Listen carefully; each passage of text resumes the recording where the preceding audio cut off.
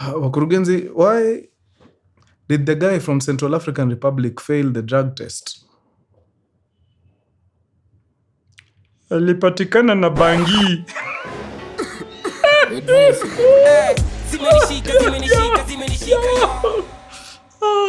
Bangi, okay. Kabla nianze tu acheni nipatie my lovely ladies a piece of advice. If you mess up with a guy from Guinea, you're gonna cry. Unarudia kila siku. Mimi nataka nikuue. Jamani mimi naaga dunia. Oh gosh, muna learn capital cities in such a fun way, guys. I wish I were you.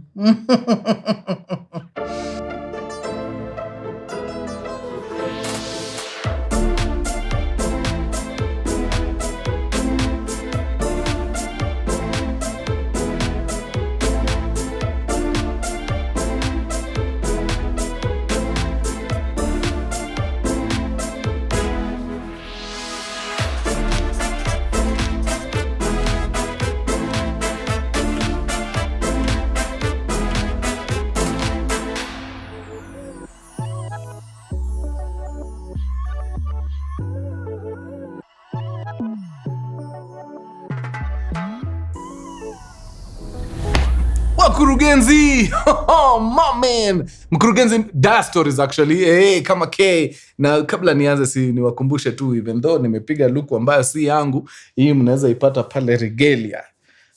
Wana manluku safi pale, mnaweza watembelea. Mkimaliza kuwatembelea na mnahitaji luku extra, mnarudi tu pale mkurugenzi.co.ke, unakota luku yako safi bana. Iko pale inawangoja.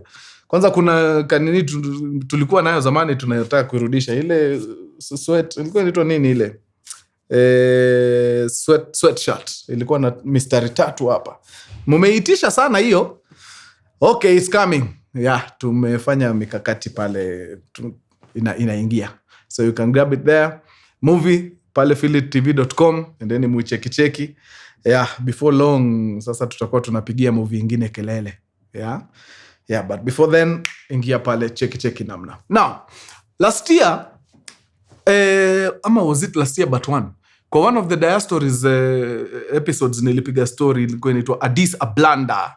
Ya Mkenya aliingia Ethiopia pale wana kidogo akadanganywa na hospitality ya Ethiopia pale, akajipata ameingia mashakani. Imagine wewe ni tourist tu pale, una mambo mingi. Mtu anakuongelesha anakuambia anataka kukuonyesha town. Kidogo unajipata kwa building iko na wasichana wamevaa nguo nusu. Kidogo wanakukatikia hapo. Kidogo sijui champagne imetoka wapi, imefunguliwa, umewekewa. Unafikiria kwani hao watu ni wa safi aje? Wananipatia kinywaji na escort. Okay. Then kidogo unasikia haya, itakukost 60,000. Na wacheki na wewe. Zile smiles ulikuwa unapewa zimefade. Kumbe mazeni tactic Ethiopians wanatumia kutandika nani? Tourists, especially kutoka Kenya. Since nasikia Kenyans mnaenda Ethiopia mna ball huko mbaya sana. Sijui mnatoa wapi pesa. Mnawatesa huko deadly. Now, nilipiga hiyo story na nikaendelea na maisha. Kumbe ilikuwa ikuje kutoa watu wengine kwa ngori. Agae alijipata huko juzi tu, si zamani. Na kama si hiyo story yetu ya kwanza, hata huyu angekipata. By the way, kama huko hujacheki hiyo nini, tafuta tu, inajita Addis Ablanda. Addis Ablanda iko somewhere near either last year ama last year but one. In fact, unaweza anza na hiyo then uendelee nayo, ama tuendelee tu alafu ukimaliza urudi huko uone pia vile huo mwingine alikaribishwa town. Now, kuna Mkenya hapa ameingia pale Ethiopia. Ameenda shughuli za kikazi. Watakuwa pale for some time. So ameenda a few days prior ndio wajipange. So hizo days leading up to hii wiki ya hafla, manze wako busy deadly. Yani kupanga pale presentation nini. Very busy. So the week of the thing ikafika, that Monday ikakuwa very heavy Monday. Ma presentations hapo the whole day nini, wameshinda pale sijui ni maseminar ama ni manini hizo. It was a very heavy day. So wakati siku inaisha, jamaa amechoka deadly. But the thing is just starting. Hii ni day 1. Wako pale karibu wiki moja, sijui ni siku 4. So lazima afanye nini? Ako prepared for kesho, sababu kesho pia kuna ma-presentations zingine nini na lazima akuwe amejipanga. So akajiambia since amechoka sana, wacha akule kitu inaitwa power nap. Yeah, piga power nap yako safi, amka usiku, then piga mambo yako vizuri, piga preparation ndio kesho wakati unaingia shughuli uko 100. And the guy anaamua hivyo, anaingia pale kwa hoteli, I think anakula kasnack hapo haraka then anajiwekelea kwa kitanda, apige power nap yake ndio usiku amke aingie kazi. Anang'ang'ana kutafuta usingizi, anang'ang'ana, nothing, hakuna usingizi na kama. So usually wakati yako na kangori ka insomnia kidogo, uaga anaamua nini? Anachukuaga walks. Hizo walks unajua zinafanya unachangamsha mwili kidogo, hiyo kuchoka kiasi na letaga ka usingizi kazuri. So anaamua saa ngapi? 7:30 PM. Okay, si late sana hii Ethiopia. Wacha nikule walk. Yeah, tembe nione town alafu nitarudi. Hopefully by the time narudi naweza catch snooze kidogo, then niamke nifanye ile shughuli imenileta. So the guy anatoka, anaingia pale kwa lobby, anaambia majamani aje acha nikule walk kidogo, I'll be back. Haina mambo, enjoy your walk. Anatoka, anashika barabara, anaelekea towards the Orthodox Cathedral pale. Kuna junction iko mahali hapo, ukiturn left unaelekea kwa mall moja pale inaitwa Edna Mall. Watu wamekuwa Bole, niko sure mnaelewa hii maeneo. Ameshika ka left hapo akielekea Bole. So again, this is not his first time in Ethiopia. Ashaikuwa Ethiopia before, so anajua hizi streets fairly well. Number 2, akona contacts Ethiopians, so wamekuwa wakiongea na yeye nini. So kuna this relative sense of security. Wakati uko in familiar territories unafeel tu uko tu sawa.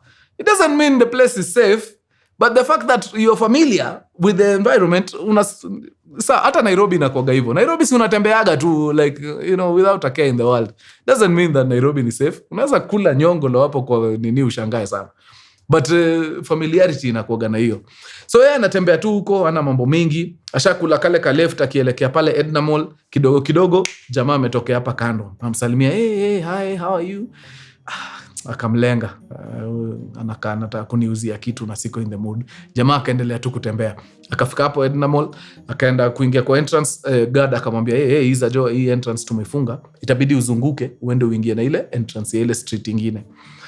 Okay, no worries. Sawa, akaanza kutembea tena towards hiyo entrance nyingine. Ule jamaa ako hapa tu ana insist, hey, Gabe, hey, hi, mambo vipi? So jamaa anataka kaona, okay, ndio umse tu nimtoe off my back. Wacha tu nimjibu tu nisikie form yake ni gani. Akamwambia popoa nini? Okay, Kenya? Yeah. Nice. So anatembea tu wakibonga, small talk tu. Anamwambia mazee unacheki jana hata huku tulikuwa na ka holiday nini. By the way unaweza taka nikutembeze town huku. No, niko sawa. Okay. I see. Yeah. Unaona hata tulikata nyasi jana. Yeah, tulikuwa na holiday. By the way ukikuja Ethiopia upate tumekata nyasi. Holiday, watu wana celebrate. Yeah, that's why unaona huku kumekatwa nyasi nini. Yeah, tulikuwa na holiday jana. Msema utaki nikutembeze mahali hata twende nikuonyeshe nini. Okay. So unaenda mahali ama hapana napiga tu walk nini? Niende nilale kesho niko job. Okay, so exercise? Yes. Okay. Exercise iko sawa. You're good. Hey. Kenya, Umesema Kenya? Kenya. My dad, Borana. Border there. Yes. Mom, Shashamani. Yeah, dad, Kenya, border, Borana. Yeah. I know Kenya, yes, Nairobi, Swahili. Kuna matata. Yeah, I know. Yeah, which other one? One time. Yes. Yeah. Oh, Kenya, me love. Yeah. Good. Yes. Nice. Okay. So now, my friends, girls. Yeah, the Finnish University tomorrow. Yesterday graduation. Today celebration. Yeah. Yeah. What if you can, we say hi, 2 minutes. Yeah, we go. Jamaa akapiga hesabu ya haraka. Okay, huyu ako na marafiki madem wamegraduate, wako na bash leo, anataka niende huko. Why? Awanijui, huyu anijui. Kwa nini anataka kunipeleka kwa masherehe za watu wengine? Hiyo ni nini hiyo? Hiyo haiwezi. Akaambia no. Yeah, I have work tomorrow. So yeah, I need to quickly rush back to my hotel. Yeah, so that I do some preparations, catch a snooze, then tomorrow. Yeah, get back to work. Okay. Nice. Okay. Just 2 minutes. 2 minutes. Just say hi, the girls. Yeah, they feel very happy. Very happy. Then go back to hotel. So jamaa kamwangalia kaona, okay, clearly hawa wasichana wana mean a lot to you. Sawa. Okay, let's go. Hii time yote hii tu mtu, like, why would a stranger insist on kukuongelesha, nataka kutembea na wewe? Why? Kwani wewe ni mama yake? Hit, that is one huge red flag. Number 2, wakati alimwambia please 2 minutes, kuna line alisema hapo after. That line should have been, another indicator that huyu mtu anafaa aogopwe. Alimwambia girls, see them 2 minutes. Good girls, graduation. Good girls, not prostitutes. Nani amesema ni prostitutes? Of all the careers, mbona prostitutes? Mbona hukusema they are not nurses, they are just girls who have graduated? Mbona prostitutes? That should have been another red flag. Lakini jamaa, unajua human beings so interact on a level of trust. Hiyo ndio inakuwa our initial interaction. The very first time una meet msee, kuna kuwa na an element of trust. That is why nikikwambia kitu the very first time we meet, unaichukuliaga kama the gospel truth. Tukikutana na wewe leo nikwambie ni aje, my name is Anthony Mackenzie and I fly for Qatar Airways. Yeah, I've been a pilot for 14 years. Do you know you have no reason kukosa kuniamini? Like, ndio tumekutana tu the very first time, tuna operating on hiyo trust. Ebu imagine a world yenye how trust kitu, how trust, it will be such a weird world to live in. So ni design yetu tu ya coexist. So ukijana gadi yake ilikuwa chini because it's a guy I've just met. He really has no reason kuniingiza, unajua. So aka-agree ni sawa. Ebu let's go, we check out these girls of yours. Hata niwa wish to congratulations hapo. Niwa congratulate, alafu bas mimi I'll be back on my way. Na wakaelekea. So wakapita maskan fulani, wakaingia ka area. So ka area ni kama ka guest house kidesign. Then ukiingia hivi kwa ka gate, wakakutana na madhe fulani yako hapo nje. Ni madha tu fulani amepiga luku design fulani, not very skimpy, lakini pia si ati ni nguo unaweza ingia nazo kwa ofisi. But you can tell she's just a bit elderly, well built. Yeah, ni madhe. Then wakamsalimia, madha akampiga bonge la smile hatari sana. Then wakaingia kwa ka room hivi, kuna couch, meza. Then all of a sudden kuna madem tu walikuwa wamekaa chini kwa some other seats hapo. Vile tu wase wawili waliingia, madem wakasimama. All of a sudden nice, wanasikia fiti, wana dance tu vitu hapo. Jamaa akakaribishwa, akakaa chini. Huyo jamaa amemleta, akakaa kwa kiti fulani pale mbele. Akaambiwa the girls are here. Yeah, very happy girls. Na wenyewe wanakaa wako very happy juu sawa wameamka, wameanza hata dance. Wako na routine fulani hapo. Okay. Kampo yenu basi mlikuwa mnataka tu kumaliza juu excitement, I don't get it. But okay, sasa all right. Iko sawa. Jamaa akamwambia in fact let's grab something, drink. Jamaa akakataa, sema no. No. It's just something, water even. Okay, sawa. Yeah, acha nipige maji. Okay. So jamaa akatokea pale na lab coat.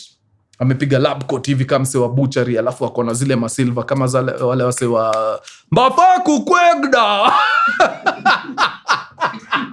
Garusa kwegda mbafaku. Si mnajua maboy.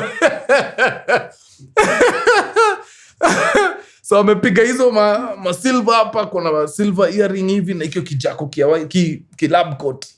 Akatokea hapo, akauliza tena order, so what to drink?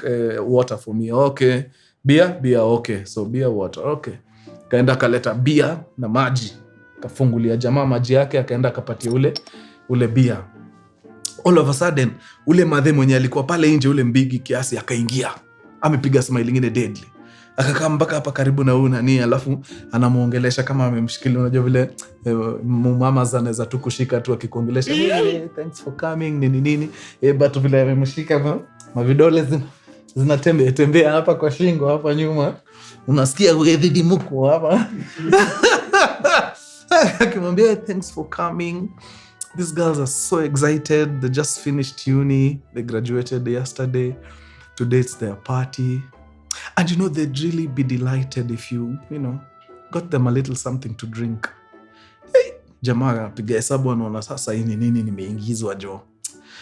But politely akamwambia, hey manze, I don't have that much money. Next time. No, just something small. Yes, yeah, it doesn't have to be expensive. So jamaa anarushia ule boy macho, boy amtoe kwa ngori, bana we, si hawa ni watu wako bana, si come to my rescue. Ule jamaa kainua chupa ya bia akampointia. Okay, so jamaa akachukua kiu akaona okay, how much is a beer? Beer, just 90 beer. 90 beer ni kama so. No. Aliambiwa 100 beer. 100 beer ni 90 bob yetu. I could be mistaken. Hebu mtu aniconfirmie between beer na Kenya shillings gani ndio iko juu nyingine. But I think ni hivyo. 100 beer is our 90 shillings. Yeah, so akaona okay, hiyo naweza ngangana, iko sawa. Asema okay, yeah, beer's okay. All right, sawa. Ule jamaa waiter, ule mse wa lab coat, ameenda hivi dakika 2, hajarudi na beer mtu yangu. Amekuja na chupa ya champagne. Jamaa kashuno, wait, ngoja. We said beer. We said beer, right? Yeah, we said beer. Manze kidogo madam amekaa amemwambia, these girls don't take beer. No, it's just champagne, small money. Small money is how much? Just 25,000 beer. Endo unaita small money? 25,000 beer, umeconfirm ni 94 shillings. 100 beer. So do yetu ndio iko na value, yeah. So sasa imeacha kukuwa beers, imekuwa ni champagne ya 25,000 beer. So meaning hiyo ni kama pesa yetu maybe 24k, 22k. Yeah. Hapana. We, tulikuwa hapa kwa mabeer za 90 bob. Tumefikaje kwa 22,000 shillings? Haiwezi. Ikakuwa ni noma, but they're girls. They don't take beer. They have to take champagne. Yeah. Jamaa akasema uongo mbaya. Akaangalia mwenzake hapa akamwambia, oya, hii ni pati yako, jo, hii pati yangu. So mimi sielewi kwa nini nagaramikia hii kitu. Then at that very moment it hit him. Immediate. In fact, mpaka akajishika kichwa akajiuliza, oh my God. How did I not see this coming? Bro, nimewatch episode kwa Mkuru hata sijamaliza miezi. This is exactly what they do to people. Na Mkuru wala alisema, haki ya Mungu. Umse hata nilikuwa namsikiza kwa ni. Umse wako pamoja. It's So I know how this goes. Watanilazimishia hii champagne na watanilazimishia umdem, one of the girls. Na lazima nikanje. Na ni noma. Wanaweza hata nipiga juu ya hii shughuli. Hapana. Itabidi hapa mimi nikuwe mwendo wazimu. Otherwise nikaka mnyonge watanifanya mbaya. Jamaa akaamuka akasema uongo mbaya. I swear sina ganji kwa mfuko, sina hata kidogo. So mkijaribu kufungua hiyo umefungua kwa nini?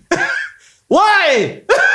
Mbona jamaa shaifungua ashapiga ile bro. Sina why? The girls can't take beer, Joe. Wameshatoa maglasses juu wapi? Demo hawakuwa hata na nguo. So hauwezi sema walikuwa na mfuko. Glass ya champagne mmetoa wapi? Hamkuwa nayo 2 minutes ago. Where is it coming from? wanaekewa tu mashampagne. Yeah, it's only gonna be 25,000 beer. Akasema uongo mbaya, I am not paying a single dime. Sina hiyo ganji, and I was very clear when I sat here nikisema sina pesa. I was ready to buy them beer, lakini sijui ni kierere gani hii imefanya mumeenda mmeleta champagne na mumefungua mumewekea muwalipe. Hiyo you pay for that champagne. I swear kama walai nitoe hata shilingi kwa mfuko ndajua yenyewe nini hatari. Na jamaa akaamka mazee. Sasa ni noma. So ule jamaa nini akakama, okay, calm down. Sasa anataka kuanza ku negotiate. Okay. 25,000 beer, scratch that. No. 9,500. Kutoka 25k mpaka 90s. Mnaona mimi ni mshenzi. Sasa ndio sitoi. Sitoi. Hiyo ni kubageni ina gani? Tumetoka 25 tumekuja mpaka 9,500. So nyinyi ni watu mmejitolea kuniibia. Hivyo ndio mmepanga nyinyi. Walai nitoeni pesa kwa mfuko kama nyinyi wanaume. Na jamaa baidhi akasimama. Mimi natoka. Amwezi nibeba ufala. Akasema okay. We split 9,500. You remove 4,500, I remove 4,000. So tumetoka 25,000, tumefika 4,000. Buda, tutashuka mpaka tu bob. Wacha nikuambie. Sitoi kitu. Jamaa akatoka mazee, jamaa mwingine ataka kuongea, but you know it's not courtesy. Wewe nyamaza wewe. Kwanza wewe ndio umenileta hapa. Unaanza kuniambia story ya courtesy nini? Ni courtesy kunitoa huko kwa street kunileta hapa niibiwe. You must be stupid. Na ukinifuata utakula ngumi nani? Unajua nitafanya kitu hapa. Na hivyo jamaa akatoka nje. Kutoka nje ule waiter akatoka. Sasa pia yeye ameamua kaende mbaya. You're not leaving. Why? You have to pay. Silipi. I'm not. I was ready to buy the girls beer. I am not paying for any champagne you guys have drunk. You forget. Okay, so how much you willing to pay? Alikuwa na do kwa mfuko, amezi break. So akona mabir za 50-50 ziko kwa mfuko moja, akona mabir za so ziko kwa mfuko ingine, na akona I think dollars ameweka kwa mfuko ingine ya tatu. So alikuwa sharp, alikuwa najua mahali machwani ziko. Where the 50s are, hapo ndio aliingia. Akasema mimi pesa natoa ni ile yenye nilikuwa willing kubuy nini? Kubuy beer. So akaingiza mfuko, akatoa hiyo stack ya 50, akaivunja kama mara 2 hivi. Then akapatia uweida. Uweida akienda kuchukua, anataka kuchukua zote. Akaambiwa hiyo wacha. Hii nyingine ikarudishwa kwa mfuko. Kaambiwa hesabu hiyo, lipa bia mwenye anataka kunywa akunywe, kama hawataki pia wakwende. Kwani mimi ndio nimegraduate? It's not my graduation. Mnakuja hapa kunilazimisha aje niwabayeni. Hapana, that one not under my watch. Na hiyo time to that very moment somebody akatoka nje. So sasa hiyo wameshatoka kwa ile room, wako pale nje, wako nje hapa. Na hapa nje mbele kuna gate. Ile sasa the main gate ya kuingia kwa hiyo area. Sijui mtu alikuwa ametoka shughuli zake wapi akakama akaingia kwa hiyo gate. So now the boy aka-establish, kwa hivyo hata gate haijafungwa. Nifuateni. Kama mnataka fujo na nifuateni. Akatan akaelekea towards the gate. Kufika pale kwa gate akafungua, akapata maboyo wawili wamesimama hapo nje wanangoja. Sawa, pia wanamsalimia. Hai. Musijaribu. Hapana, jaribu. Msimsalimie. Teke. Akatoka akakula kona, akaishi. Anasikia tu huko nyuma ule waida wa labko takida, you only pay for 50 beer. You only pay for 50 beer. For 50 ni how much? Hiyo ni kama for 50 beer ni less. Hiyo ni kama so 2, so 3. For 50 ni 419. Ni 419. Yeah. Alilipa 450 beer na akaondokea deadly. Akakula machoche. Unajua ni usiku akaenda teke akarudi mpaka wapi kwa hoteli. So mazee ameenda the following day, shughuli imepigwa fiti nini, but sasa waki unwind jioni anaambia wasee kile imemfanyikia wasee walikuwa wanataka kumu-extort nini, na hii ni story ashaiona. Kuna YouTuber fulani hapo Kenya shaipiga hii story nini, anashanga mbona hakuweza kupick up hizo red flags before. Turns out anapigia tu Ethiopians wenye hawajui hata hii kitu ina exist. Apparently kuna wa Ethiopia hawajui hivi ndio ma foreigners wanatandikwa. So hata wako hapo in shock, wanashindwa what? You mean watu wetu wanafanyia hivi tu? Yeah, it happens so much. Okay. So Sai yani ni janjeza shajua vile wasona operate huko. The following day anafaa kwenda kutafuta scarf. Unajua mkishamaliza mashughuli zenu hapo mnatafutaga tu vitu mna souvenirs mtapeleka nyumbani. So kuna kuorganize ma scarf Ethiopians wana kuorganize za kirasras nini. Akamwacha niingie town na one of the locals ambaye ni rafiki yake wapige tu malap. So kuna dem fulani waga wanajuana sana, wakaingia na yeye mjini. Wakaanza kula machuomo wakitafuta hizi scarf nini. Unfortunately hizi scarf hazipatikani. Then Odem akamwambia, in fact kuna street fulani najua, I think tunaweza pata hizo scarf huko. Hebu tupige machuomo hivi nikuonyeshe. Mazee wanaenda, I swear wanapitia tu ile njia alipitishwa jana na ule jamaa. The same places hapo. Anapata kuna mavibanda fulani wanauza hizo ma artifacts manini. Then side ingine ni ile maskani. Sasa anaiona mchana. Unajua hiyo time ilikuwa usiku. So usiku kuna vile places uka different. My friend aliona mchana akajiuliza, Jesus Christ. Yani huku ndio nilikuwa nimeletwa. Hakuna biashara nyingine inahapeniki kwa hiyo street. Ni bar, wines and spirits, lodging. Bar, wines and spirits, lodging. Hiyo area yote. Hiyo ndio shughuli waga wanapiga huko. So ndio akaona hivi akasema, I swear ni kwani mimi nilikuwa fala aje? Siku pick up kitu aje nikiletwa hizi malapu huku. But ikakuwa ni a good lesson learned. So akanichapia akaniambia niambie wakurugenzi wenye wanatembea Ethiopia wakuwe very careful. Hiyo kitu by the way inapigwa sana na wase wanapoteza. Kauli watch story ya kwanza, umse alitobokeshwa how much? It was crazy. It was something close to, was it $500? Ilikuwa dofiti. Alipoteza karibu 50,000. Juu walimlazimisha alipe champagne na kwanza yeye time yake haikuwa chupa moja. I think zilitolewa ka chupa 2 za champagne. Then akalazimishiwa mdem. Walitoka na huo mdem kwa hiyo establishment wakaenda na waiter mpaka kwa ATM watoe do. Like hakukuwa kubahatisha. Na after ametoa do kwa ATM alijaribu kuambia wase, me I am married mazee, mwezi nilazimishia dem. Huo dem mazee akaambia usijaribu kusema hivyo, wataniua mimi. So akapanic, Joe ikabidi aende na dem. Sasa hata una explain aje yani kitu iki happen. Bibi yako wako Kenya, alafu tunakuona kwa CCTV ukiingia kwa hoteli na mtu. Munaenda mpaka kwa room mazee. Unajua waliingia mpaka kwa room wakakaa na yeye madakika akitry kuelewa hii scam. So alinterrogate dem for quite some time. So walimaliza madakika chache huko, alafu msichana anashuka chini peke yake. So kuna hoteli tu fulani hapo Ethiopia wanajuanga kuna Mkenya tu fulani aliimportingi na scams zitatuonyesha mambo man. Yeah, lucky for our guy hapa kichwa ngumu ilimsaidia. Aliamua tu kamba nipigeni kama mnataka.